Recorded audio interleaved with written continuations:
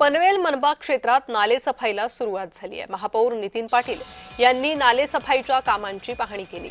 नालेसफाई सोबतच स्वच्छता मोहीमही राबवण्यात येत असून सर्व विभागांशी समन्वय साधून यंदा शहरात पाणी साचणार नाही याची काळजी घेण्यात येणार असल्याची माहिती महापौर नितीन पाटील यांनी दिली आहे।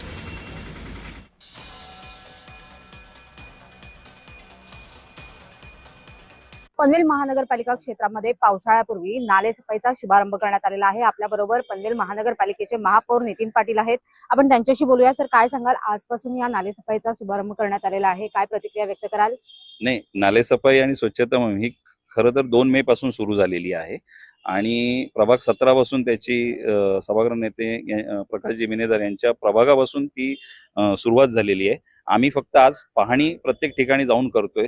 त्या ह्याचे लोकप्रतिनिधी आपण इथे बघताय, बबनजी मुकादम असतील, सरस्वतीताई असतील, मोनिकाताई असतील, आमच्या उपमहापौर असतील, प्रमिलाताई असतील, रवी शेठ भगत असतील, हे सर्व लोकप्रतिनिधी स्वतः सभागृह नेते माझ्यावर प्रत्येक 1 ते 20 प्रभागामध्ये फिरतात। काही भाग हे निश्चितच समुद्र सपाटीपासून खाली आहेत, जसं कळंबोली हे खाली आहे, परंतु गेल्या वर्षीपर्यंतची निविदा प्रक्रिया राबवली होती हॉर्स पंप जे पाणी बाहेर फेकतात त्यासाठी त्याचा अभ्यास केला तर त्यांची क्षमता ही अत्यंत कमी आहे। त्यामुळे आम्ही नवीनच आत्ताच नुकताच ठराव पास केलेला आहे महासभेमध्ये की नवीन हॉर्स पॉवर ज्याची क्षमता जास्त असेल, जे पोर्टेबल असतील, जे गाड्यांवर असतील, ते त्या ठिकाणी जाऊन निश्चितच लगेच इफेक्टिव्हली काम करू शकतील आणि मग आपण तिथली पूर परिस्थिती आपण किंवा साचलेलं पाणी हे आपण नियंत्रणात लगेच आणू शकतो। सगळ्या खात्यांमध्ये एकमेकांमध्ये समन्वय असेल तर आपण नागरिकांना लवकरच जलद गतीने आपण त्यांना मदत करू शकतो आणि त्यांची जी त्यावेळची समस्या आहे आपण लवकर सोडू शकतो।